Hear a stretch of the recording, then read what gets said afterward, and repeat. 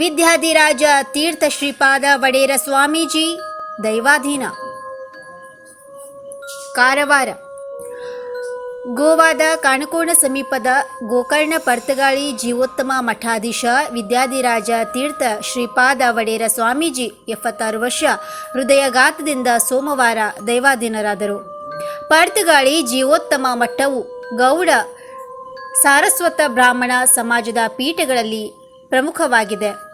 ಉಡುಪಿ ಜಿಲ್ಲೆಯ ಗಂಗೊಳ್ಳಿಯಲ್ಲಿ ಜನಿಸಿದ ಅವರ ಪೂರ್ವಾಶ್ರಮದ ಹೆಸರು ರಾಘವೇಂದ್ರಾಚಾರ್ಯ.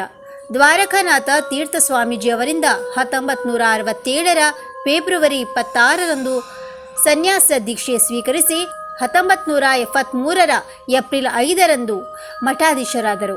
50ಕ್ಕೂ ಅಧಿಕ ಚಾತುರ್ಮಾಸಗಳನ್ನು ಆಚರಿಸಿದ ಹೆಗ್ಗಳಿಕೆ ಅವರದ್ದಾಗಿದೆ.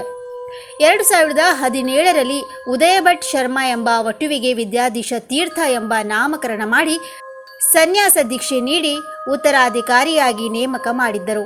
ಸ್ವಾಮೀಜಿ ಜೀವೋತ್ತಮ ಮಠದ ಈ ಹಿಂದಿನ ಪೀಠಾಧಿಪತಿಗಳ ಬಗ್ಗೆ ಗ್ರಂಥವನ್ನು ಪ್ರಕಟಿಸಿದ್ದಾರೆ.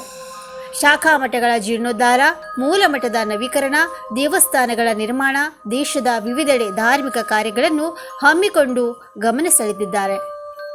ಇನ್ನು ಮತ್ತಷ್ಟು ಸುದ್ದಿಗಾಗಿ ಕಾರವಾರ ಪ್ಲಸ್ ವೀಕ್ಷಿಸಿ.